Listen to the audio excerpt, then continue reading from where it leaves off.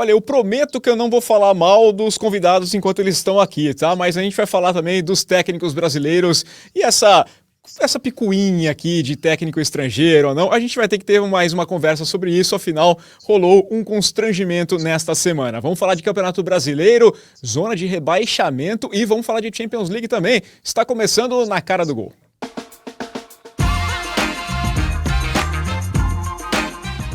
Olá, meu amigo, minha amiga, ligados aqui no canal do Gol. Estamos chegando com mais uma edição do nosso podcast. Eu sou o Rafael Bellatini aqui na apresentação, já pedindo para você deixar o seu like, deixar o seu hype, se inscrever, compartilhar o nosso canal também e, claro, sempre participar com a sua opinião. Mande o seu recado, porque a gente lê aqui tudo direitinho e aí, se tiver alguma indicação, sempre é muito bem-vindo, tá? Então, sinta-se em casa, sinta-se bem, porque eu estou aqui para tratar bem as pessoas que estão aqui. O Eduardo Massa, por exemplo, eu não vou falar que eu não quero mais o Massa aqui, que ele pode ir embora também. Ah, tudo bem, tudo bem. Inclusive, eu tô aqui, vocês sabem que eu sou sincero, né? Sempre sincero. E eu não gosto dessa coisa de apresentadores paulistas. Apresentadores paulistas, né? Depois que o Rafael foi embora... Aí sim, né? Aí que venha um apresentador de verdade, né? Carioca com sotaque. Puxado, infelizmente, né? depois assim, tem que trazer comentarista carioca também, né? E trazer pessoa que tá pelo vídeo, né? Tudo bem, Carlos? Tudo bem, já começou com um clima terrível esse podcast, né? Tudo bem. Apesar de tudo, um prazer estar aqui contigo, com o Eduardo, pra gente falar muito de Brasileirão e Liga dos Campeões também. Pois é, né? A gente tá fazendo essa piadinha, é claro, porque, não é... Todo mundo deve estar sabendo já o constrangimento que aconteceu no fórum de treinadores no Brasil. Aconteceu na CBF, né? Mas não era um evento da CBF. E aí, simplesmente, lá tinha o Oswaldo de Oliveira, o Emerson Leão e tinha o Carlo Ancelotti e o pessoal... Bom, o Leão falou que ele abomina a ideia de ter técnico estrangeiro trabalhando no Brasil e o Oswaldo Oliveira ainda fala assim, depois que ele ganhar a Copa do Mundo, que seja um técnico brasileiro, que venha, inxalá, ele grita lá, e depois ele falou que entenderam errado, porque ele falou 12 minutos e só puxaram isso da conversa dele, né? Eu acho que deve ter sido muito interessante realmente, mas tá aí, né? Mais uma iniciativa, só que agora ultrapassando barreiras, porque foi na frente do Carlo Ancelotti, que olhava com uma cara, falaram que o Ancelotti não levou a mal, mas eu também não levaria. Eu falei assim, mano, sério? Sério? Vocês querem que eu vá? Tá bom, não tem problema não. Que o maluco não se discute, né? Foram cenas lamentáveis, né? Foram cenas lamentáveis, agora também são dois personagens que já não fazem mais parte do dia a dia do futebol brasileiro, né? Vamos lá, já tiveram seu tempo, alguns um tempo bem breve até, né? O Leão, obviamente, com bastante história no futebol, mas já faz tempo, né? Já faz tempo. Como treinador, então, meu Deus. Como treinador, nunca foi exatamente uma sumidade, né? E o Oswaldo, não tem mais nada para dizer. Não tem mais nada para dizer sobre o assunto. É muito lamentável o que fizeram. Parecia uma emboscada, né? A única questão para levar um pouquinho mais a sério a discussão, né? É dizer que o treinador brasileiro está em baixa porque não faz bons trabalhos e não é porque é perseguido, não é. Nós estamos numa safra que não tem um nome fora, acima da média entre os treinadores brasileiros. Talvez um Fernando Diniz que faça algo diferente, mas que já veio ontem de uma derrota de 3-0, estava em alta, de repente está em baixa, é um personagem ele que oscila também bastante, oscila né? muito, se agarra muito, às vezes, aos próprios erros e à teimosia, né? Nós não temos, desde um Tite, um técnico de ponta no cenário mundial, vamos dizer assim, e o Tite nunca foi exatamente um técnico de ponta no cenário mundial, porque ele ficou no Brasil, mas era um personagem com uma capacidade acima da média, né? A gente agora não tem, nós temos alguns técnicos que estão ultrapassados e a nova geração não vingou. E pronto, acontece e tem motivos para acontecer. Acho que existe a falta de preparo, existe a falta de uma escola de técnicos brasileiros que passe informações, que passe conteúdo, essa cultura de estudar o futebol. Dentro do Brasil ainda é um pouquinho... Ainda peca muito, né? A gente ainda peca muito nisso. Eu ia fazer a provocação aqui para o Carlos até. O Massa falou a palavra correta, estudar o futebol. Eu sou uma pessoa que eu valorizo bastante a educação, eu não vou ficar falando nunca para a pessoa sair da escola, acho que estudar faz bem. Não tem cultura inútil, inútil é não ter cultura, tem essa sensação. Mas ridicularizam muito a questão de estudar. Esse técnico que quantas vezes a gente ouviu? Ele saiu, foi lá fazer curso da web. Tirou foto com o Guardiola. Foi estudar. Estudar, futebol é isso aqui, futebol é aquilo ali que tá no campo, que não sei o quê. Cria-se muito essa história, eu acho que é mais cultural, até ultrapassa a barreira do futebol.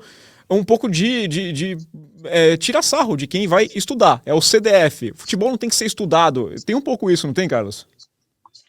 Eu acho que tem, principalmente dessa geração que já passou, né? Eu acho que nesse momento seria interessante até o Rian que participou do programa passado aqui, porque nesse momento eu acho que ele comentaria um pouquinho sobre a harmonização facial do Osvaldo, né? Que ficou uma pessoa completamente diferente. Não sei se foi ele ou o Stênio Garcia que ficou tão diferente assim. Agora, tem um pouco disso, acho que é principalmente dessa geração mais antiga, mas eu acho que dentro do meio dos treinadores isso vem mudando, porque eles reconhecem a importância, né, de se estudar o jogo, de se entender o jogo, porque hoje em dia todo mundo estuda o jogo, entende o jogo, e o jogo muda muito rápido, então você precisa estar atento a isso.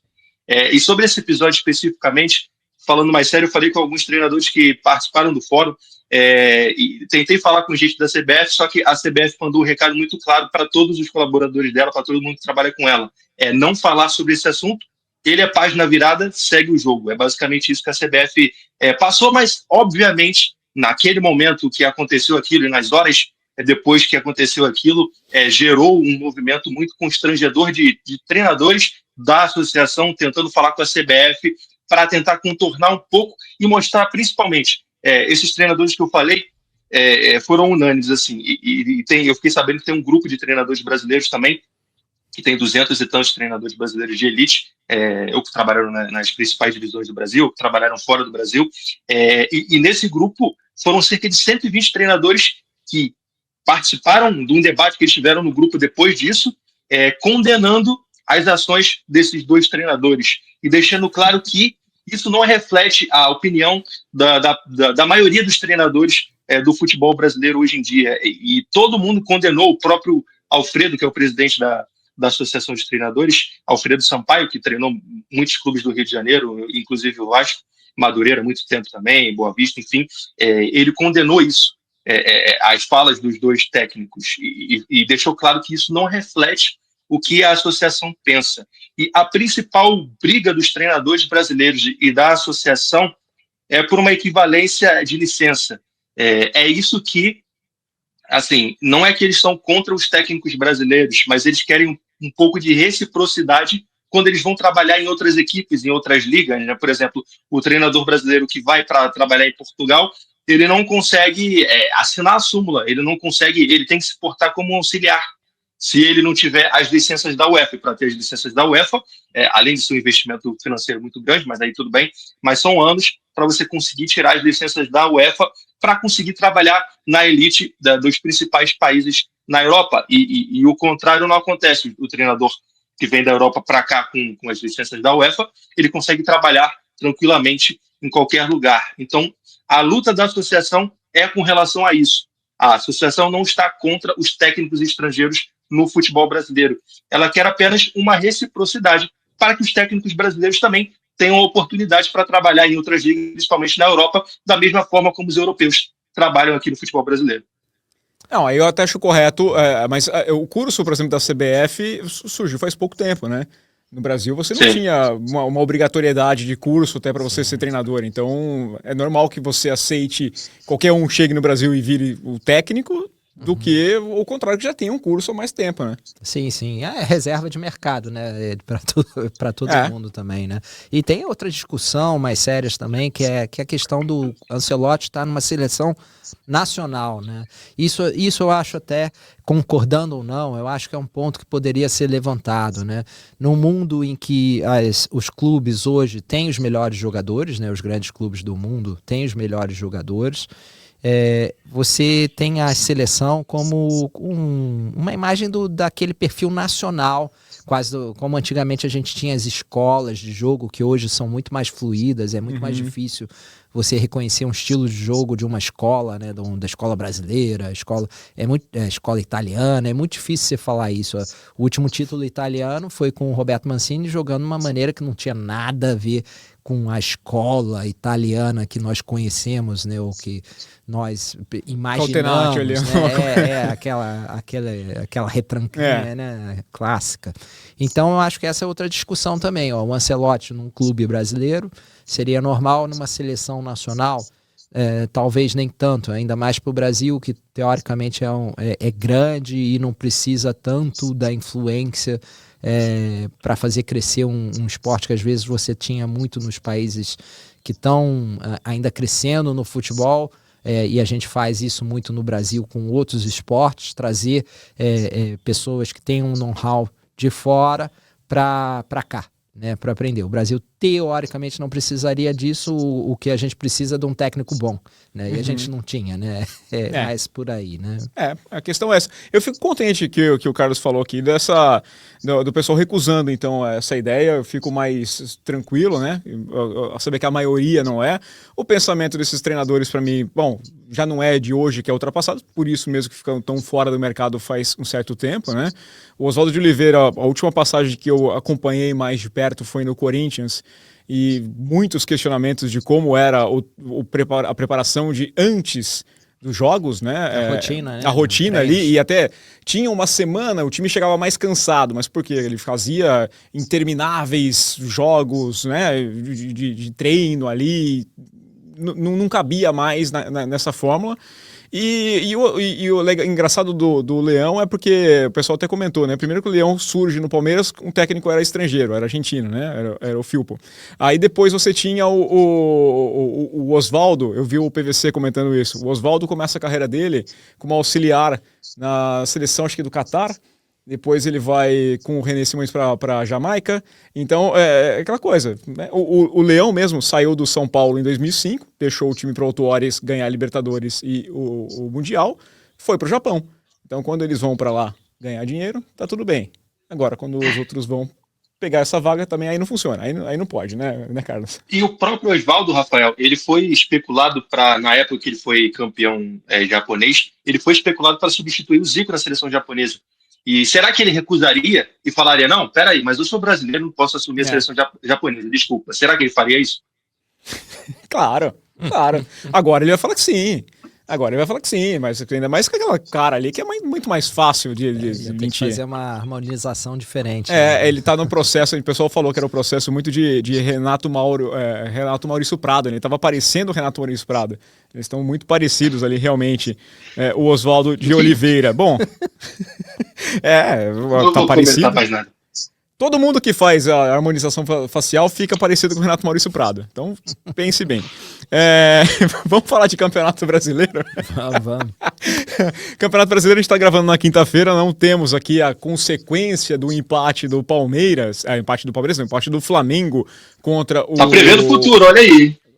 Tá vendo? E eu ia me confundir todo, porque o jogo do Flamengo com o São Paulo foi na Vila Belmiro, e depois no final de semana, no outro final de semana, tem o Santos contra o Flamengo, aliás, nesse final de semana, então é uma confusão, ficou tudo nesses adversários embalados aqui, né?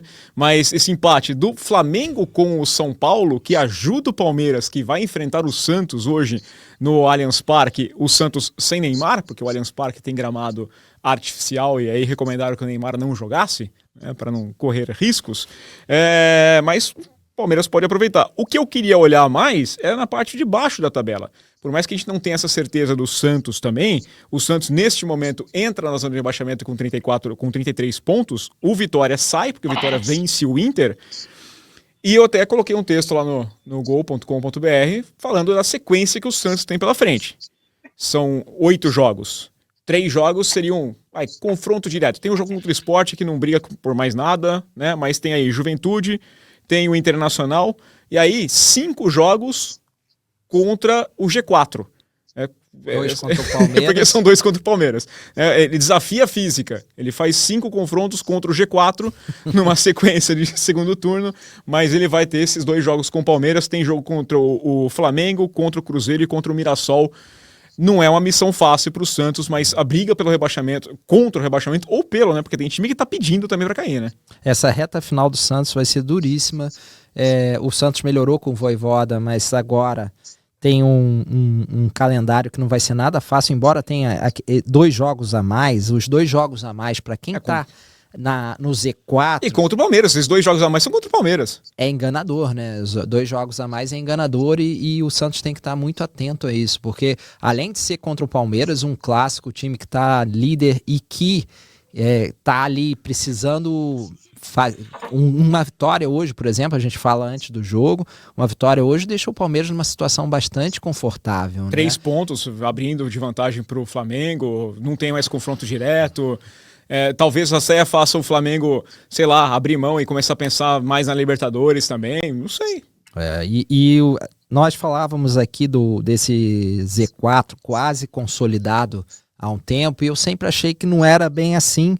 Por quê? Porque você pega o Sport é o único clube que está rebaixado. Está abraçado ali faz tempo. Esse está abraçado faz tempo. O Fortaleza também, como o Santos, tem 2 jogos a mais por fazer, né? 2 jogos por fazer. Tem um clássico com o Ceará hoje. Um clássico com o Ceará, o que tem uma coisa boa, apesar de ser um jogo difícil, você não vai ter uma viagem para um time como o Fortaleza, significa que pode também ter um descanso a mais, mesmo que perca esse jogo. E você tem uma sequência para o Fortaleza que não é das mais duras, tá? Nesse Z4. O Santos tem uma sequência muito pior. E você tem o Internacional, que está fazendo um esforço enorme para cair. Eu não sei se o Carlos concorda também, se o Rafael concorda, mas o Internacional eu não esperava. Tá? Nos últimos 6 jogos foram 5 derrotas e a única vitória foi contra o Sport. Né? Ou seja, isso diz muito do que é o Internacional nessa fase do campeonato. O Internacional está fazendo um esforço enorme para cair. Enquanto isso, o Vitória, o Juventude e o Fortaleza estão aí roubando pontinhos, né? Estão roubando pontinhos aqui, roubando pontinhos lá. O Fortaleza melhorou muito, continua sendo um time que vai, no máximo, beirar ali, se não for rebaixado, vai estar ali entre 16º e 15º, né? Uhum. O Juventude acho mais difícil escapar um pouco, porque tem 2 jogos a mais do que o Fortaleza, mas também está roubando alguns pontos, né? Então acho que fica essa briga aí, uma vaga na briga por Santos, Vitória, Internacional principalmente, né? Fora isso tem o Fortaleza querendo sair, né? Ou seja, pode abrir mais uma vaga no Z4. E Santos e Internacional que se cuidem. O Vitória é um time ajeitado, é um time que está bem organizado, é um time fraco tecnicamente, mas que reconhece as suas limitações também, né? Isso às vezes ajuda. Está fazendo o trabalho que tem que fazer agora para tentar sair dessa situação, né, do Z4. E agora saiu, né? Vamos ver se vai conseguir se manter ali em cima, né? Vou pegar passar a sequência. Bom mercado, Vitória. Então, deixa eu só passar aqui a sequência, inclusive, de jogos. A equipe aqui é o Fortaleza. O Fortaleza tem esse clássico contra o Ceará, aí recebe o Grêmio, sai contra o Atlético Mineiro e o Bahia, aí tem um jogo em casa contra o Atlético Mineiro, esse primeiro contra o Galo é jogo atrasado, né, lá da época do Mundial e tudo mais. Tem um jogo fora contra o Red Bull Bragantino, recebe o Corinthians e fecha fora de casa contra o Botafogo. A equipe do Internacional tem agora em casa contra o Bahia, sai contra o Ceará, em casa contra o Santos, fora contra o Vasco e o São Paulo e termina em casa contra o Red Bull Bragantino. Não é dos mais difíceis, mas você pega aqui o Bahia brigando por Libertadores, São Paulo brigando por Libertadores. O Vasco também, numa dessa, pode ter uma chance de chegar na Libertadores. Você tem ainda pessoal em disputa para esses torneios. Não é missão fácil também não, né, Carlos? Ainda mais que o G6 pode virar G7, né? Então tem isso também. Muito clube que está ali, que talvez não acredite em muita coisa, pode brigar por Libertadores. São Paulo, Vasco. São Paulo principalmente vem numa crescente e principalmente em performance, né? Agora falando do Vitória. O Vitória tem uma sequência difícil. enfrenta equipes que estão lá na parte de cima da tabela, serão confrontos difíceis sem dúvida, mas o Vitória conseguiu alguns resultados interessantes nos confrontos diretos e conseguiu reforçar bem o elenco nessa janela do meio do ano, dentro das limitações financeiras da equipe, mas principalmente teve um jogador que encaixou muito bem, que foi o Aitor, né? O espanhol, o presidente do Vitória, fez suspense aí sobre que eles iam contratar um jogador que começou em La Masia, quem seria esse jogador? E parecia que seria o Tégio, né? Que faria até mais sentido, também estava sem clube, mas veio o Aitor. E aí muita gente pensou que não seria um grande reforço para o Vitória, mas ele encaixou muito bem no time do Vitória. As características dele casaram muito com o time do Vitória, com o momento atual do Vitória e como o Vitória precisa jogar. Ele já tem 2 gols e 3 assistências, vem sendo um jogador muito importante nessa retomada do Vitória, que cresceu em jogos decisivos e em jogos grandes, né? Venceu o Clássico, venceu adversários diretos na luta contra o rebaixamento, o Internacional, e o Internacional é um caso curioso também, porque acho que no início da temporada do Internacional, a expectativa era até grande, né? Pelo final de temporada passada que havia feito com o Roger Machado, o Internacional tinha uma boa expectativa, tinha um bom elenco, e tem um bom elenco, perdeu alguns jogadores não deram certo, o Enner, por exemplo, que é o principal artilheiro da seleção do Equador, que vinha de uma temporada de muitos gols na Turquia e tem uma carreira consolidada como um grande artilheiro, viveu momentos péssimos no Beira-Rio. E o Internacional não conseguiu recuperar esse jogador. O Alário também, lembra que o Internacional teve 3 atacantes de muito nome há pouco tempo atrás. O Alário era outro que chegou também do futebol alemão e não conseguiu render, só ficou o Rafael Santos Borré. O Alan Patrick é a grande referência técnica da equipe, é um dos melhores meios do futebol brasileiro, mas sofre também com problemas físicos. Então o Inter vive um momento muito delicado. O próprio Bernabei, que chegou a ser um jogador muito importante em vários momentos da temporada, principalmente no início da temporada e na temporada passada, teve até uma gafe aí de uma galera pedindo ele na seleção brasileira, né? Mas o Bernabei veio muito bem e hoje ele não consegue fazer tanto a diferença na equipe. O Internacional perdeu muito esses jogadores que eram muito importantes e não estão conseguindo performar. E é uma equipe que mudou o comando técnico. O Ramon Dias também ainda não conseguiu achar a melhor cara da equipe e está perigando muito esse rebaixamento. Para mim, como eu pensava um pouco diferente do Eduardo, eu achava que os 4 rebaixados estavam bem encaminhados. Só que a galera que está ali na frente está dando motivo para isso não ser uma verdade, né? E o Atlético Mineiro, que estava nesse debate há um tempo atrás, conseguiu sair, conseguiu respirar, conseguiu ter uma boa sequência, mudou os ares e acho que a campanha sul-americana talvez tenha ajudado um pouquinho a isso, porque ganhou um ânimo, né? O Atlético Mineiro foi ganhando moral ao longo da campanha na Copa Sul-Americana e vai refletindo isso também no Campeonato Brasileiro. Está uma campanha mais segura e pode chegar na final da Sula mais aliviado. Agora, a luta pelo rebaixamento, que parecia certa, não é tão certa assim. E tem mais clubes, né? Tem o Ceará, o Grêmio, o Bragantino também, se não tomarem cuidado ali, né? É que o Grêmio contratou bem também. Teve gente que fez bons mercados e que conseguiu sair um pouquinho desse aperto ali, embora esteja ainda próximo do Z4. Né? O Carlos falou até dessa escolha do Inter, né? Sobre o treinador, sobre o Ramon Dias. O que eu ia até questionar é porque assim, o Ramon Dias falaram assim, nossa, ele salvou o Vasco no outro ano e depois salvou o Corinthians. Ele salvou o Vasco, ele chegou ali e conseguiu resolver, o Vasco não caiu. Salvou o Corinthians foi aquele tanto de contratação que chegou, você montou um time que era muito mais forte. De fato, o Memphis mudou o patamar do time, tinha elenco para aquilo lá e as coisas funcionaram. Mas eu acho que aí, 3 anos seguidos do Ramon Dias, todo mundo já entendeu o que o Ramon Dias faz e o que ele não faz. Principalmente o que ele não faz. O que eu sentia no Corinthians no começo do ano é que ele limitava a equipe, né? Então, quando o Inter falou em contratar o Ramon Dias, eu falei, pra quê? Né? Não conseguia entender muito bem. Também que hoje em dia é mais o filho dele que é o treinador mesmo, né? Mas, mesmo assim, achava uma escolha equivocada da equipe do Inter, que mais uma vez começou o ano.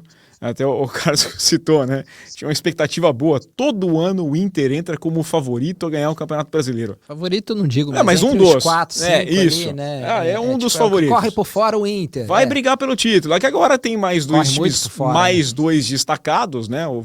Mas antes de ter essa disparidade, né? você tinha, todo ano o Inter estava lá naquele bolo, os times que iam brigar pelo título brasileiro. Acho que o maior exemplo do que as coisas estão indo tão mal para o Inter é essa reivindicação por dividir o título de 2005, né? Acho que aí quando o cara começa a fazer dossiê para pedir título do passado, é a grande prova de que as coisas para o futuro não parecem tão boas assim. Eu olho essa tabela e eu vejo... O que me preocupa, queria jogar para vocês... O que acontece com o Santos? Porque eu vi hoje matérias, inclusive, falando assim, putz, mas se o Santos cair, dificilmente o Neymar vai ficar... Eu acho que é o menor dos problemas. O Neymar é o menor dos problemas do Santos. A minha dúvida é, o Santos nunca tinha caído, o Santos cai, o Santos volta, ele gasta muito dinheiro e cai de novo. O Santos, eu acho que entrou esse campeonato fora da realidade. Nós já comentamos muito isso aqui. O Santos era um time de Série B, era um time fraco, muito fraco, e que não soube se preparar para a elite. Ele veio com uma espécie de megalomania, né? Eu vou ter o Neymar, eu vou ter um time de G6, G8. Não tem como. O principal do Santos era passar essa primeira temporada de retorno bem, tranquilo, com um time coeso, né? Não é querer dar espetáculo. O Santos tem muito isso. Eu vou querer dar espetáculo. Acabei de sair da Série B, né? Eu tenho o Neymar. Tá bom, você tem o Neymar por quantos jogos ao ano? Todo mundo sabia que o Neymar era para meia dúzia de jogos ao ano. Senão o Neymar não estava no Santos. Ponto, né? E o Neymar, não adianta cair na ideia. O Neymar, obviamente, tem que acreditar nele, tem que acreditar que vai conseguir. Ele está tentando, eu acredito que ele está tentando. Agora, quem está de fora tem que saber que não é assim, né? Já são anos disso, né? Não dá para entrar numa realidade mágica de um jogador ou do pai do jogador, ou seja lá quem for, e achar que aquilo vai ser uma solução, que o Neymar vai chegar e vai deitar e rolar no futebol brasileiro. Ele não deitava e rolava na Arábia Saudita. Né? Por quê? Porque ele não tinha condição física para isso. Se ele tivesse condição física, sim, ele sobra em qualquer lugar do mundo. Ele não sobra em lugar... Tá no Santos agora. Por quê? Porque não consegue. Né? Então tem a questão da idade, tem a questão da falta de profissionalismo, tem a questão das lesões, de azar, tem uma série de questões ali. O fato é, pensar no Neymar hoje é apostar numa probabilidade muito baixa de sucesso. Né? E será uma coisa muito estranha para a carreira do Neymar ser rebaixado pelo Santos. Isso sim, né? Isso que eu ia falar, porque ele veio para o Brasil, teoricamente, pensando em voltar para a seleção brasileira, não tinha espaço no futebol, né, lá no Al-Ahly, né? E agora pode cair no Santos. O que eu ia falar até muito da época que o Santos contratou o Neymar, falava assim, o Santos contratou como o Corinthians fez em 2009, que tinha voltado do rebaixamento em 2008 e contratou o Ronaldo. Mas tinha uma diferença, que eu acho que era o principal. O time era do Mano Menezes ainda. O Corinthians acertou o contrato com o Mano Menezes lá em 2007, ele cai, o Mano é anunciado no dia seguinte, faz todo aquele ano no Corinthians e adiciona uma peça em 2009, mas já tinha o treinador. O Santos teve toda aquela questão envolvendo o trabalho de o sucesso, Carille, né? Então, e o Carille ganha e aí é demitido, fica meses até conseguir um treinador, parece que ninguém quer, vem tu mesmo, que foi o Caixinha, que já era a 7ª opção do Santos, e aí depois sai e vai para esse, tenta outro e não vem, pega o Kleber Xavier, que nunca tinha sido treinador, então é bem diferente o cenário, né? É, bastante diferente, né? E o Santos, se cair, a referência maior é o Vasco, né? O Vasco, que era um gigante, um dos maiores clubes do Brasil da década de 90, Sim. 80, e que nos últimos 25 anos não tem aí brigado por nada, né? Hoje em dia o Vasco não tem um time há muito tempo à altura do Vasco. Sim. Né? E o Santos, aos poucos, começa a dar sinais de que pode ser assim, né? E vou dizer mais, que ontem até o São Paulo conseguiu o empate com o Flamengo, mas o São Paulo também está num processo preocupante, não para esse ano, né? Mas quando você começa a ver anos de descaso, é muito difícil depois você dar a volta por cima, né? Ainda mais se você não é uma dessas grandes potências financeiras, né? O trio de ferro do São Paulo e o Flamengo, que você pode cometer mais erros porque a entrada o fluxo financeiro é muito grande, né? O Santos não é assim. O Santos é um clube grande, bem gerido, gera muito dinheiro, mas não pode jogar dinheiro fora, que nem esses 4 que eu falei jogam com frequência sem pagar por isso, né? Então, olha, o Vasco estava ali também. Vasco era o único time que eu colocaria ali junto com o Trio de Ferro e o Flamengo nesse patamar, e 25 anos de destruição do Vasco, basicamente, né? Eu ia falar até pro Carlos. O Santos não pode deixar isso acontecer, né? A situação do Santos pode ser até pior que a do Vasco, né? Porque a torcida do Santos, ela é menor. Acho que o Santos tem uma capacidade de gerar dinheiro inferior à do Vasco. Muito inferior, né? Eu vou deixar o torcedor vascaíno em paz, porque a gente está falando de rebaixamento, ele não está nessa conversa, deixa ele descansar em paz. Ter um dia feliz na vida, cara, porque ele merece, o vascaíno, ele merece às vezes respirar também, né? Ele não precisa apanhar sempre. Deixa o coitado, perdeu, não jogou nada contra o Botafogo, foi atropelado pelo Botafogo, tudo bem, mas não tá nessa conversa. Deixa ele pensar na Copa do Brasil, deixa ele sonhar um pouquinho, porque tá difícil, né? O torcedor vascaíno, ele apanha todo dia sim, dia não. É um 7-1 pro torcedor vascaíno todos os dias. Agora, sobre o Santos, eu acho que o Santos, a montagem do elenco do Santos é esquisita, cara. Assim, eu acho que alguns jogadores não encaixaram em termos de característica. Até porque a diretoria não sabia muito o que ela queria, como queria que o Santos jogasse, né? E essa troca de treinador atrapalha. É completamente perdido. Ela traz jogadores que não batem ali, sabe? Não conversam. A gente falou do Mirassol, que o time conversa, o time tem jogadores com características para jogar daquela forma e encaixam de forma perfeita. A montagem do elenco do Santos não foi feita dessa forma, né? E depois, quando ela tenta ajustar isso nas outras janelas de transferência, ela traz tipo o Bilal. Cadê o Bilal? Alguém sabe me responder onde que está o Bilal? Complicado responder isso, né? Mas o Bilal jogou... Não sei, Carlos, você vai mostrar o Bilal? Tá frio? Você vai mostrar onde está o Bilal? O mapa de calor do Bilal? Pois é. Então, como atua o Bilal? O Bilal apareceu por 20 minutos nesse brasileiro, pô. Ele chegou tem tempo. Pô, 20 minutos assim, bastante tempo. Falta... uma atuação de 20 minutos do Bilal?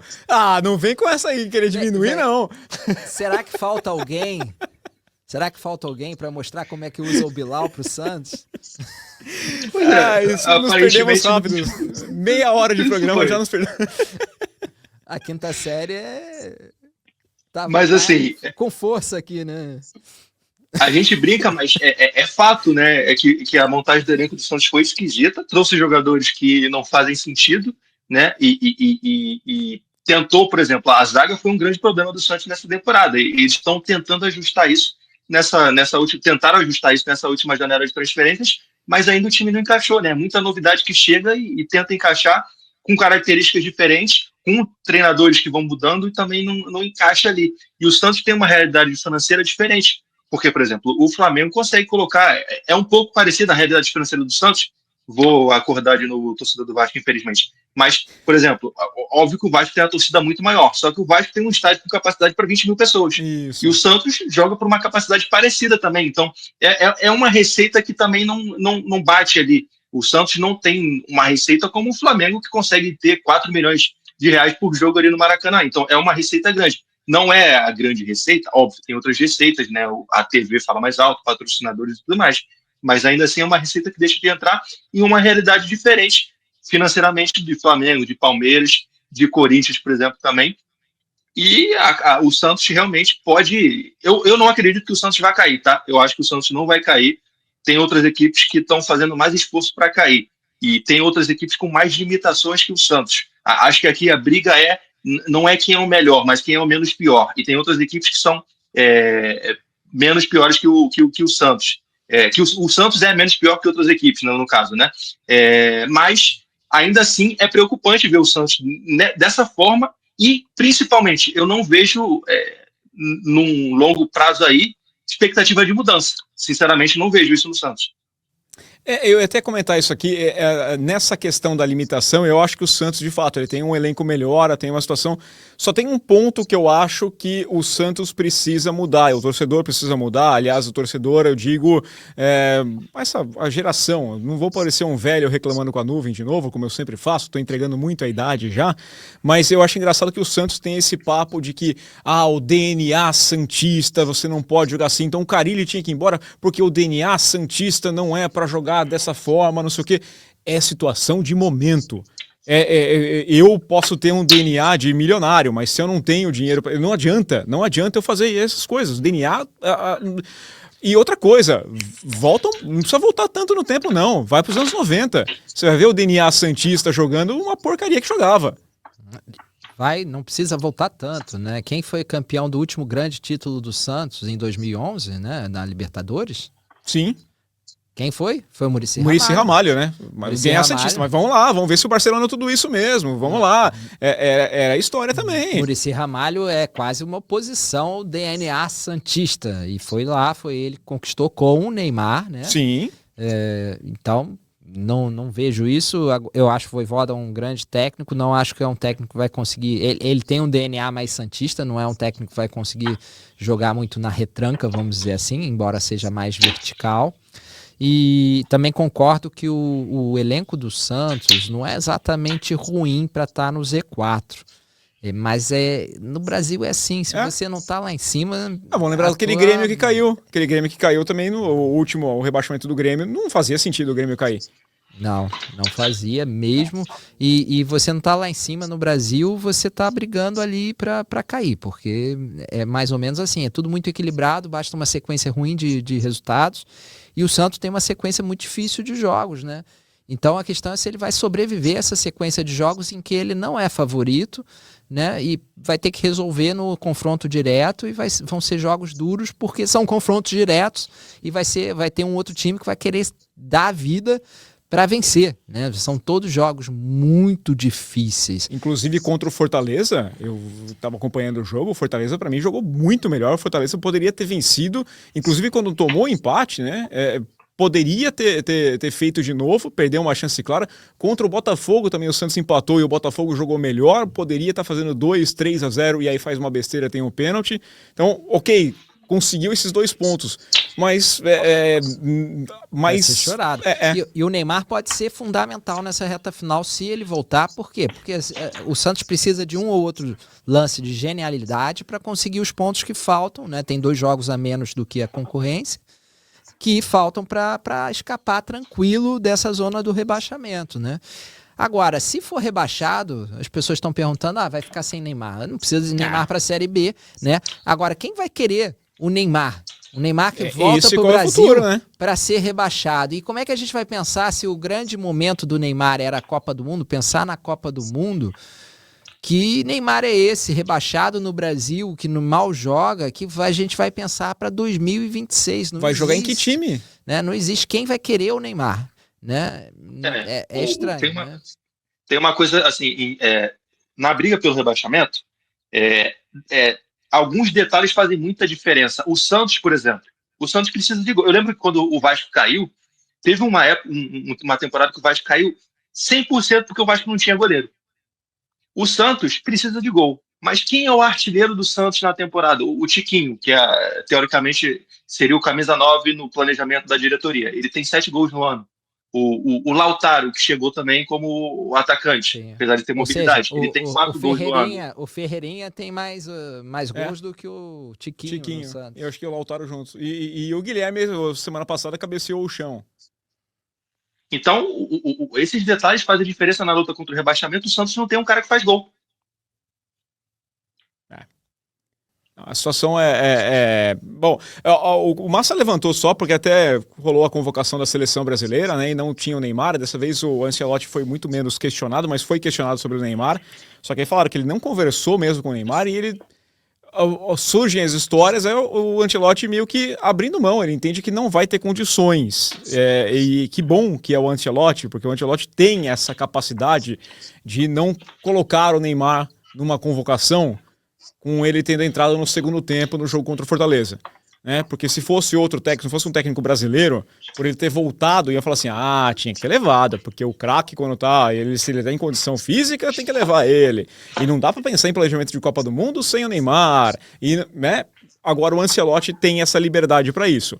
Eu fico pensando realmente, se o Santos é rebaixado, o Neymar não quer ficar no Santos, e até as condições financeiras, o Carlos falou da questão de gerar renda, né? O patrocinador, o que gera de dinheiro para o Santos ainda tem uma parte comprometida com o Neymar e tem que bater um mínimo, se não bater tem que bancar isso daí, daqui a pouco tá...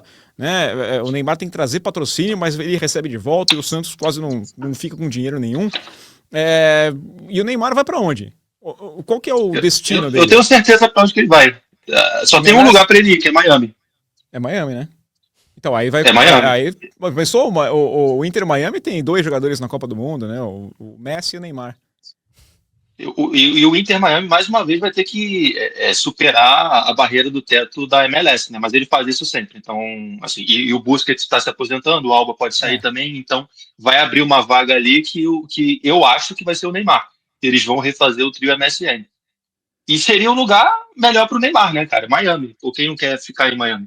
Pô, ruim não tá.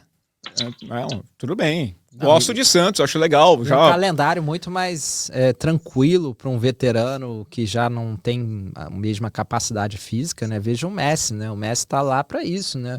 O Messi continua comendo a bola. O Suárez também, mesmo, com sem o joelho, né? A gente sabe que em boas condições esses jogadores decidem, eles não conseguem decidir num campeonato como o brasileiro, em que você tem que jogar de 3 em 3 dias por questões físicas, né? Não é por questões técnicas. Tecnicamente, esses caras sobram em qualquer lugar do mundo, né? Eles não estão nos grandes clubes da Europa porque já fisicamente não aguentam. O Messi saiu da Europa porque não aguenta mais ficar 3 em 3 dias também, e o calendário na Europa é muito mais também denso que o do Brasil, mas né? Mesmo assim é denso, né? Eu sempre é denso. Porque... Não é nem próximo do brasileiro, mas então, denso. Que no Brasil você não tem tempo de preparação. Sai das férias, começa campeonato, acaba campeonato, entra nas férias e vai direto. E né? Viagens, né? Isso. Não tem tempo pra nada. O campeonato europeu ele é mais espalhado, respeita a data FIFA. Inclusive, o Santos vai receber o Palmeiras numa data FIFA. Esse jogo foi marcado, né? O Flamengo também tem um jogo atrasado e joga na data FIFA, o que pode ser positivo para o Santos, porque o Palmeiras tende a ter muitos desfalques nesse jogo. Sim. Né? O Vitor Roque, por exemplo, já vai estar com a seleção brasileira, então não vai enfrentar o Santos. Já é um benefício, né, nesse momento. O Flaco Lopes tem sido convocado. Também. Ou seja, pode perder a dupla que tem feito a diferença. A defesa também, né? Vai sair ali, sai me fugiu o nome do zagueiro. Nossa, Gustavo? O Gustavo, né? Saiu o Gustavo. É diferente. Né? É o time do... Bom. Vamos falar já que falamos de futebol europeu e fala de calendário denso, vamos falar de Champions League um pouquinho também, para a gente comentar aqui essa 4ª rodada, porque tivemos alguns bons jogos, alguns jogos que eu esperava um pouco mais. Tivemos a queda do PSG para um Bayern de Munique, que é um time muito monótono, ele não muda esse time, ele vence, aí outro jogo vitória. Coisa que fica muito chata, muito, né? Bayern de Munique, Arsenal e Inter de Milão são os 3 times que são 100%. Esses 3 times somados têm 36 gols marcados e levaram apenas 4, sendo que 3 foram o Bayern de Munique, 1 a Inter de Milão, nenhum gol sofrido pelo Arsenal. E quem foram os melhores na primeira fase do ano passado e quem foi o campeão, né? Os melhores foram o Barcelona, a Inter e o Arsenal. O Arsenal e o Liverpool, né? O Liverpool tava lá também. E o PSG tava onde? O PSG quase caiu fora. Quase caiu fora. Tava lá brigando lá embaixo. Não, mas assim, neste momento, Bayern, Arsenal e Inter já estão classificados. Esse lado eu acho positivo. É positivo, principalmente para quem está na Premier League, que vai ter um final de ano muito intenso, né? Uma época de muitos jogos. É bom poder poupar jogadores, né? Poder ter ali, porque são 3 rodadas até o final do ano da Liga dos Campeões, se não me engano. Sim. E para o Arsenal, esse tempo de descanso, de poder poupar jogadores em jogos importantes da Liga dos Campeões, vai ser muito importante, porque para o Arsenal vencer a Premier League é fundamental. né? O Arsenal tem uma chance de ouro de voltar a ser campeão. Tem um trabalho estável, tem uma defesa. Vou bater a madeira aqui. Tem uma defesa que está se portando como nunca, né? Com absurdo. recorde, né? É um recorde histórico, 8 jogos sem tomar gol, né? 8 vitórias. É um recorde que não acontecia desde 1903, são 122 anos. É muito tempo, então, e hoje em dia, com a competitividade que tem na Premier League, ficar esse tempo todo sem tomar gols, né? São em todos os jogos, mas uns 5 ou 6 desses jogos foram na mal tendo um chute contra o seu gol. O jogo tiveram 2 jogos que ninguém chutou a gol. O jogo, nesse período todo, esses 8 jogos, são 12 chutes que foram na direção do gol do Raya. 6 no jogo da Copa da Liga, que foi contra o Brighton, porque aí estava meio reserva, e o Brighton tentou 6 vezes, não conseguiu fazer. Então, metade desses jogos, desses chutes, foram em um jogo. Então, eu acho que o Arsenal tem uma chance de ouro de ser campeão da Premier League, e essa classificação antecipada na Liga dos Campeões vai ser muito boa para o Arsenal por causa disso, né? E eu não acho que esses times... O Bayern de Munique talvez, para mim, seja um dos favoritos da Liga dos Campeões. Você vai menosprezar o Arsenal ainda? Vou menosprezar sempre, né? Para te dar sorte. Segue assim. Para ver se te dá sorte. Vamos lá. Eu tô falando que o Arsenal tem uma chance de ouro para ser campeão da Premier League. Hoje, o que você escolheria? Ser campeão da Premier League, da Liga dos Campeões? Eu não preciso escolher. Não preciso escolher, pô, porque os outros podem ganhar tudo. Não, a gente ficou no vice, chegando perto em tudo. Esse ano pode ganhar tudo, ué. Ou pode ganhar nada também. Mas não ganhar nada é o normal. Qualquer título pro Arsenal estaria bom, né? Não, qualquer não, porque não vem com Copa da Inglaterra, Copa da Liga, que esses aí eu não tô nem aí. Se quiser ser eliminado desses torneios, eu, sinceridade, o pessoal fica bravo. Não, Copa da Inglaterra é tradicional. Tradicional é um paulistão que speak. Só isso. Agora, só para falar dos jogos dessa semana, teve um que me surpreendeu, o Clube Bruges com o Barcelona. Eu não sei se vocês viram esse jogo, eu imagino que não, porque não estava assim no topo da lista dos jogos mais concorridos. Mas eu decidi assistir esse jogo e fiquei surpreso com o Clube Bruges. Como jogou bem. Surpreso com o Barcelona, a fragilidade do Barcelona ontem ficou evidente para mim, defensiva, e foi um resultado injusto, porque não era para o Barcelona ter conseguido esse empate, né?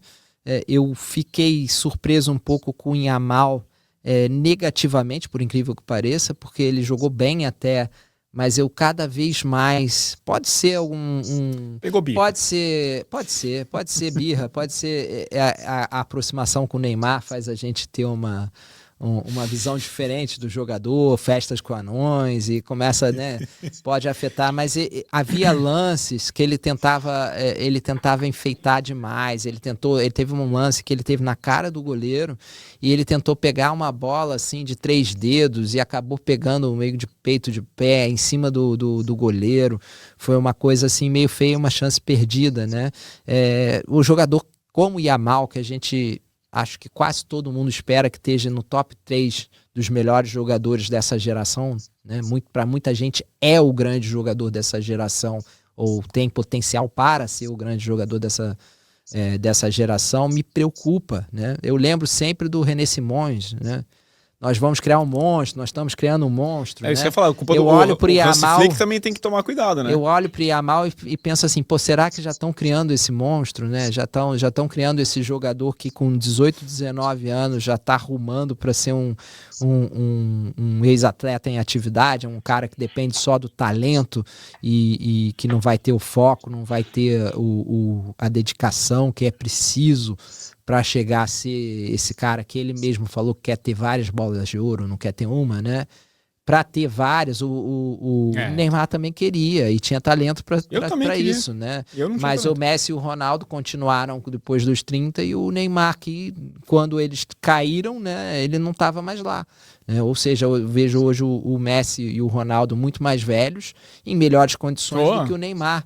E então... Como é que vai ser o Yamal? O futuro do Yamal me preocupa, por quê? Porque é um jogador fantástico. Né? Não sei se fosse um jogador que... Fosse um bagre qualquer aí, né? Não, é um jogador que... Farra, é um jogador que eu olho e acho fantástico e seria um desperdício enorme se ele se perdesse no meio do caminho, né? O Barcelona, só falando do Barcelona, Mais uma vez, o Barcelona tem jogado no risco todos os jogos dessa temporada. Ele joga com uma linha alta e eu não sei se os zagueiros do Barcelona são rápidos o suficiente para conseguirem fazer essa recomposição na linha alta que o Barcelona temporada passada, né? O Hansi Flick, eu sempre fui crítico dele por causa disso. Joga sempre na mesma pegada, né? Que é um time avassalador, mas também muito exposto. Exato, ele joga o futebol de Bundesliga em La Liga, né? E acaba ficando muito exposto e joga no limite todos os jogos, praticamente. Então é uma coisa que já vem de algum tempo do Barcelona, do Hansi Flick. Agora, eu queria destacar principalmente o Bayern de Munique, né? É impressionante a temporada que vem fazendo o Bayern de Munique. Só um time está há mais tempo invicto aí dentre as principais ligas da Europa Top 20 aí, que é o Hertz. Mas o Bayern de Munique são 16 jogos essa temporada, 16 vitórias. É absurdo o que vem jogando o Bayern de Munique. A gente falou um pouquinho do Bayern de Munique, da formação tática e do modelo de jogo do Bayern de Munique, a função do Kane. E nesse jogo do meio de semana contra o Paris Saint-Germain, mais uma vez, a gente viu o Kane várias vezes na primeira fase de construção buscando a bola para começar o jogo do Bayern de Munique. E é interessante como esse time a importância do Gnabry, a importância do Olise, para atacar esse espaço que deixa o Kane. O Olise tem feito uma temporada também fantástica, vem aproveitando muito esse jogo do Harry Kane para fazer mais gols, para aparecer mais em momentos decisivos do jogo, e é um cara que encaixou muito bem nesse jogo do Bayern de Munique, um cara que é francês, é muito físico, e encaixou muito bem nesse modelo de jogo do Bayern de Munique, que vem fazendo uma temporada fenomenal. Harry Kane, cara, é absurdo a gente ver o Harry Kane na temporada que ele vem jogando, na função que ele vem exercendo na equipe, ainda assim conseguir entregar tantos gols quanto ele vem entregando. Então, para mim, hoje, óbvio que o Arsenal vem muito bem, a Internacional vem bem na Champions, mas não é uma temporada tão genial da Inter, e nesse jogo contra o Kairat, inclusive, sofreu bastante para vencer. A Internacional tem os seus momentos, mas para mim, hoje, jogando melhor futebol, e mais favorito para a Champions, óbvio que não quer dizer absolutamente nada. A gente está no início da Champions e o favorito de hoje pode cair na primeira fase do mata-mata. Mas pelo que vem jogando hoje, o Bayern de Munique é o grande favorito para ganhar essa Liga dos Campeões e conseguiu, até a expulsão do Gnabry, o Bayern de Munique era soberano contra o Paris Saint-Germain no jogo. Ele dominava por completo o Paris Saint-Germain e não deixava o Paris Saint-Germain respirar. Ele fez a pressão alta mais uma vez, muito eficiente, e anulou o Vitinha. O Vitinha não conseguiu receber a bola, e mesmo nas rotações posicionais do Luiz Henrique, o Vitinha não conseguiu achar uma posição para conseguir receber a bola e fazer o jogo do Paris Saint-Germain fluir. Só depois da expulsão do Gnabry, o Paris Saint-Germain foi melhorando no jogo e tentou crescer ali, mas ainda assim, e o Neuer, depois do jogo, falou sobre isso, o Bayern de Munique se defendeu muito bem, e o Neuer citou que em vários treinos eles treinam com inferioridade numérica, e dentro de campo eles conseguiram aplicar isso muito bem. Interessante também nesse jogo a figura do Luiz Henrique, né, que cada vez mais tem visto os jogos lá de cima, e tem se comunicado com os auxiliares, ele consegue ter uma visão melhor do jogo, e acho que mais para frente isso vai ser ainda mais usado pelos treinadores. Só para deixar um detalhe ainda, na próxima rodada, já no dia 26, tá, de novembro, vai ter Arsenal e Bayern de Munique. A próxima rodada tem esse jogo.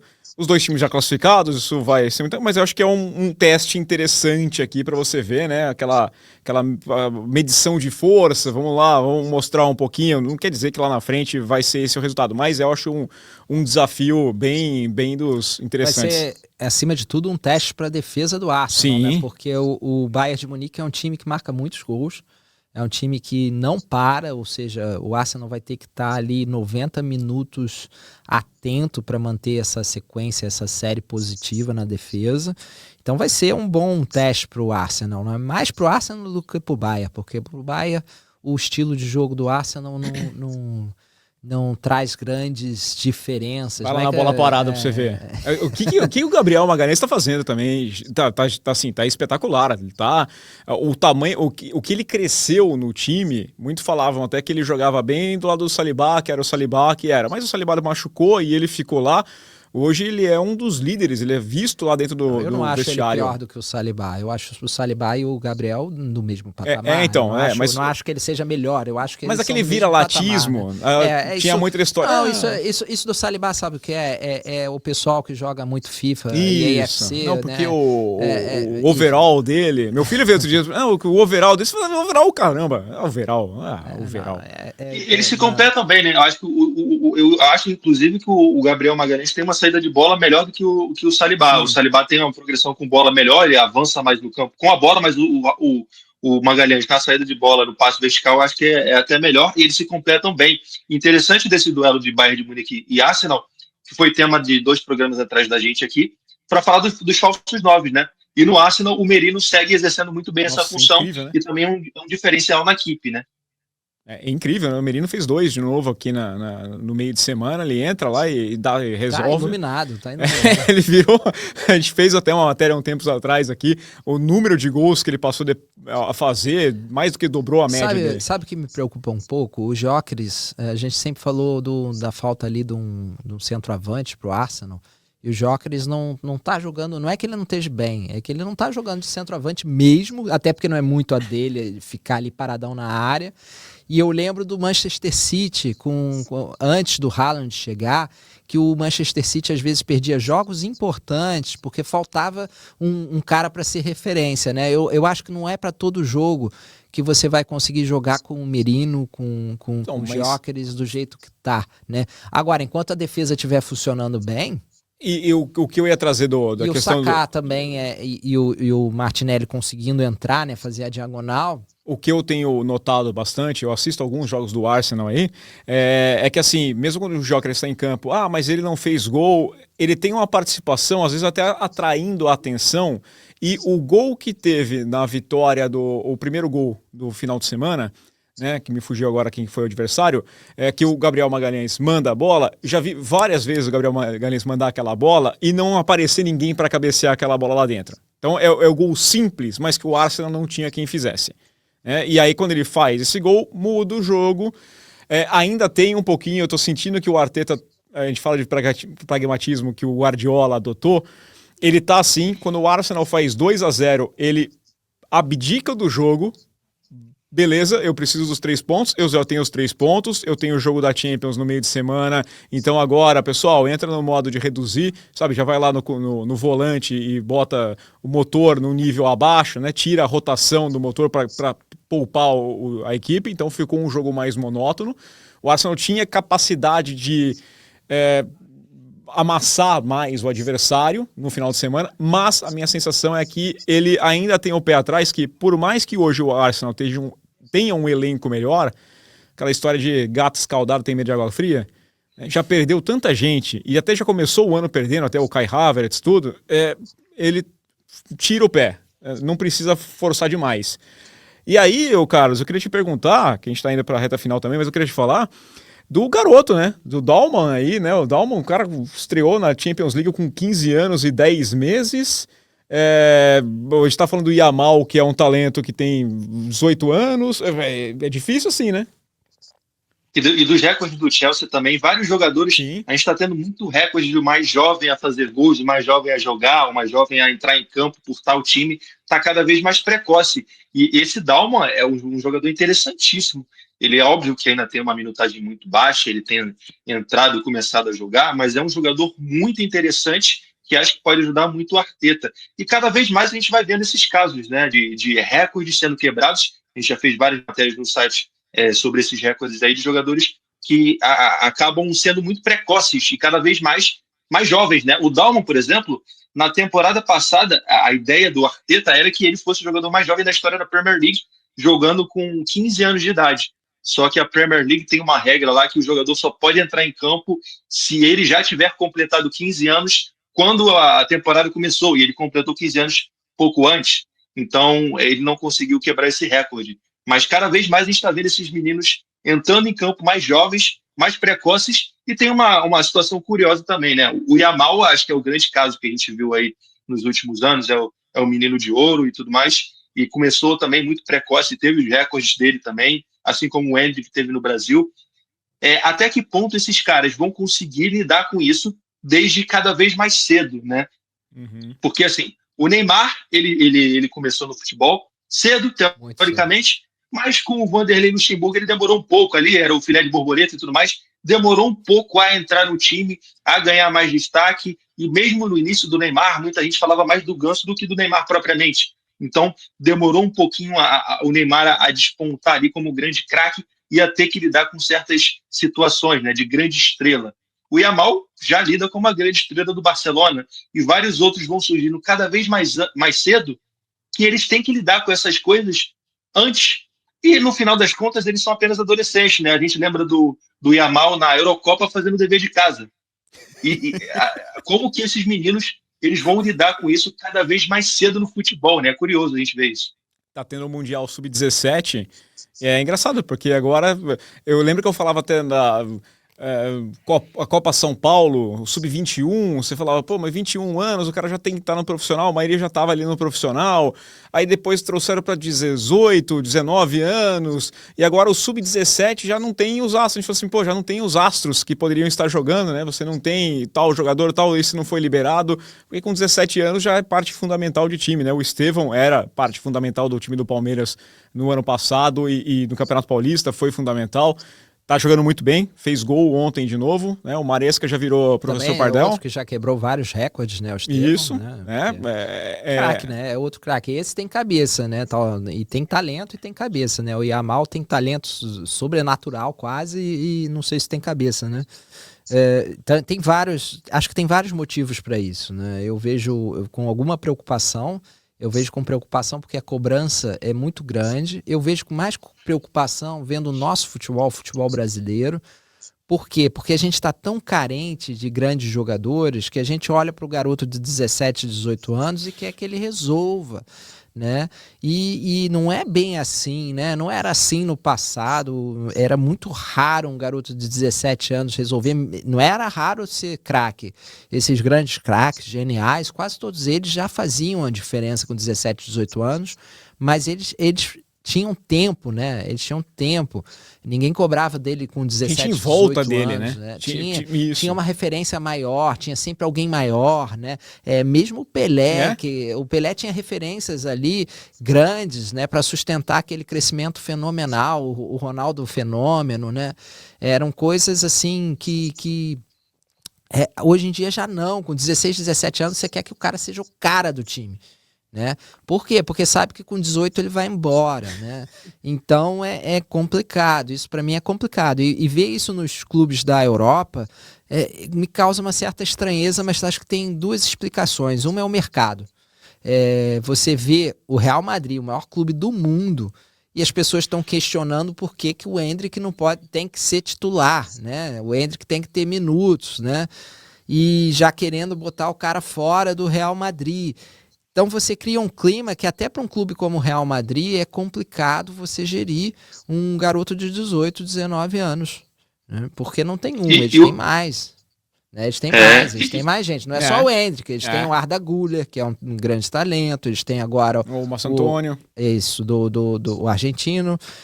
Então, eles têm mais gente, né? Como eles fizeram com o Vini Júnior, como fizeram com o Rodrigo. Então...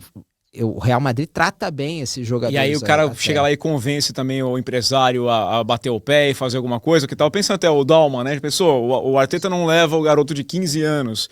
Aí aparece lá o City com um dinheiro infinito, como tá. Então vamos pôr pra jogar, porque aí agrada. O Messi, quando surgiu, todo mundo sabia que o Messi ia ser craque. Todo mundo sabia que o Messi ia ser craque. Todo mundo que acompanhava o Barcelona sabia que o Messi ia ser craque. Ele começa a jogar e você fala, esse cara é diferente, né? Mas ele com 16, 17 anos, ele não era o cara do time. Não, tá lá, e ok, não vai forçar nada. Tava lá, não jogava todo jogo, não era o craque do time. Aí foi aos poucos, ainda muito cedo, mas aos poucos foi lá evoluindo e deu no que deu. Né? Agora você pega esse cara e põe ele já espera que ele com 16, 17 anos seja o cara do time. Resolva aí, né? Então acho que tem isso do mercado e eu acho que tem do calendário. Né? Calendário também. Por exemplo, um Arsenal coloca um garoto desse para jogar uma Liga dos Campeões porque pode. Né? No modelo anterior da Liga dos Campeões isso já acontecia muito, né? Porque jogava-se sério os primeiros jogos, Depois você conseguia a classificação no seu grupo, nos 2 últimos jogos. 2 últimos jogos, né? Você fazia o teste, eram só nos 2 últimos jogos. Agora é um pouquinho mais espaçado, porque o calendário você já consegue gerir mais, né? E a outra questão é que você quer tratar esses jogadores também, dar tempo de jogo para eles muito cedo, porque é melhor do que você ter um elenco muito inchado. Então você começa a pegar esse jogador, se você quer reter esse talento, desde cedo você tem que dar minutos para ele jogar. Agrada o garoto. E tenta agradar ali, né? Então é um misto, né? E tem coisas interessantes também da gente observar e analisar. O efeito disso na base. É muito relevante isso, porque se o cara está chegando no profissional cada vez mais cedo também vai gerar uma expectativa na base para ele. E a gente vê hoje menino de 12 anos, 11 anos, 13 anos, já assinando com a Nike, já tendo agente, oficialmente não pode, mas a gente sabe que tem. Já preocupado com a arte dele de pré-jogo sendo publicada, já pedindo chuteira, já querendo, sabe, regalias e tudo mais. E a gente vê isso. Eu recebo vídeos e contato e vocês é capaz também, de gente que está fazendo propaganda dos filhos com 8 anos de idade, 10 anos de idade. Eu recebo o tempo todo, olha, para tentar cavar espaço, né? Começar a chamar a atenção da mídia. Vou lembrar aquele caso do Flora lá no Corinthians. E tudo com vídeo, mostrando melhores momentos. Essa foi a minha atuação de hoje. Não é nem melhores momentos, é quase a atuação dele essa semana, né? E aí mostra lá um corte dos momentos dele no jogo e põe em Instagram, põe em Facebook, põe em TikTok, põe aonde for. Já tem... É isso, já com marca, já com tudo. E às vezes não são nem... São garotos que nem sabem o que vão querer da vida. Não sabem nem se gosta ainda de jogar futebol. Gosta da bola ali, tá ali no... Quer brincar de bola. Quer brincar de bola, né? Então... E os garotos cada vez mais preocupados com isso, né? Eu trabalhando em outros trabalhos que eu tive com jogadores diretamente, jogador de 16, 17 anos enchendo o saco. Ah, não, mas aqui a minha foto tem que ser diferente. Ah, não, mas no meu vídeo aqui tem que colocar isso, tem que colocar aquilo. Ah, não, mas e a minha chuteira? Essa chuteira aqui eu não gostei, eu quero outra. Ah, não, mas eu estou no alojamento do clube, mas eu quero que você pague para mim uma casa só para mim, um quarto só para mim. Aqui não tem água quente, eu não quero tomar banho com água fria. Eu tenho que tomar banho cedo com água fria, eu quero tomar banho só depois da meia-noite. E tem isso, e cada vez mais o cara se preocupa menos com o jogo, né? E outra coisa também que a gente tem que levar em consideração com isso é que a gente falou aí que os jogadores hoje com 16 anos eles têm que resolver a vida do time, né? No campo. Só que, mais que isso, eles têm que resolver a vida da família deles, muitas das vezes, né? No Brasil, principalmente, isso... Os treinadores de base têm muita sim, dificuldade. Né? Quando a gente fala da Europa, não, né? Mas sim, no Brasil, sim. Mas ainda na Europa, mudar patamar também. Mudar patamar, também. porque também tem aquela história. Às vezes o pai e a mãe trabalham 2, 3 empregos ali e que não sejam miseráveis, mas não é uma vida difícil, né? E o filho tem aquela chance de mudar o patamar, de ostentar, né? Então, o peso da família acaba num garoto de 14, 13 anos, entendeu? Cara, você é a esperança da nossa família. E aí, quando o cara começa a ir pro profissional, se aproximar do profissional, o pai fala, não, vou parar de trabalhar agora e vou cuidar da tua carreira, vou ficar aqui contigo e tudo mais. E, porra, imagina o peso que tem isso num adolescente. E vários casos que acontecem isso, né? O pai larga o emprego, aí depois da mãe larga o emprego também, aí daqui a pouco a família toda larga o emprego para os amigos, largam o emprego, a gente vê quantos jogadores a gente vê isso, os amigos largam o emprego no Brasil para os parceiros, largam o emprego no Brasil para morar com o cara lá onde que ele vai e tudo mais. Então é complicado, né? Essa questão do cara viajar, eu lembro que falei com muitos ex-jogadores, eles tinham até algum amigo que eles levavam para fazer aqueles trabalhos, né, quase o office boy ali, pô, você me ajuda aqui, você faz essa, mas agora que gerou uma entourage completa, né, vai 5, 6 que você nem sabe qual que é o papel, esse aqui é só para fazer piada, esse aqui joga CS comigo, esse aqui faz isso. Esse é o do churrasco. Esse aqui é o cara do churrasco. Meu filho, eu até comento que meu filho faz escolinha de futebol, ele tá com 10 anos agora, eu falei, ó, craque você não é, ele não é, mas você gosta de futebol, eu sei que eu vejo que você tem uma boa capacidade de marcação, você marca muito bem. Se você aprender a passar a bola, né? O drible é uma parte importante do jogo, mas não é o todo do jogo, né? Você pode passar um jogo inteiro, não tem problema. Se você quiser, se esforça. Eu não vou largar a minha vida, né? Mas eu entendo muita gente, eu vejo ainda, principalmente nos campeonatos de criança, nossa, que coisa lamentável. Pai que é mãe de Miss, né? Falava antigamente, eu acho que é pior que mãe de Miss é o pai de craque. Que é o filho é uma coisa. Eu, quando treinador, levei bronca de um pai de crianças de 5, 6 anos, porque eu falei pro garotada ir cumprimentar, tinha empatado o jogo, e o criança saiu, eu falei, não, volta aqui, tem que cumprimentar, todo mundo tem que... Aí ele falou assim, não, meu filho não vai cumprimentar, meu filho, ele não gosta de perder, eu também não gosto de perder. Eu falei, então é bom ele aprender, porque ele vai perder o tempo inteiro, cara. O que você vai mais fazer na vida é perder. Então vai, e não perdeu, empatou o jogo ainda. Então vem aqui, difícil, tá? E, putz, Campeonato Paulista de base, inclusive, tem caso de racismo, tem caso de homofobia, tiveram que proibir pai de ir na arquibancada, tá cada vez pior também. Bom, vamos ver, Carlos. Muitos ruídos, cara. Carlos, aquele abraço. Muito obrigado. Abraço, Rafael. Abraço, Eduardo. Prazer. A brilhantar aqui, até trazer aqui dicas sobre, como é que é mesmo, o facial lá, harmonização facial. Que palavra difícil, por sinal, falar, tá? Harmonização. Eu demorei mais 5 vezes para conseguir falar ela. Então, a harmonização, às vezes eu esqueço o termo, tá? Mas fiquei sabendo que você tá... Aliás, tem outros tipos de harmonização. É uma coisa incrível. Prefiro não falar delas, né? Um abraço. Santos vai fazer. Um abraço a todos. Pessoal, espero que vocês tenham gostado do programa. Desculpa aí por qualquer coisa. Peço o seu like, peço o seu hype. Se inscreva, compartilhe também, ouça o nosso podcast. E aquele abraço. Valeu.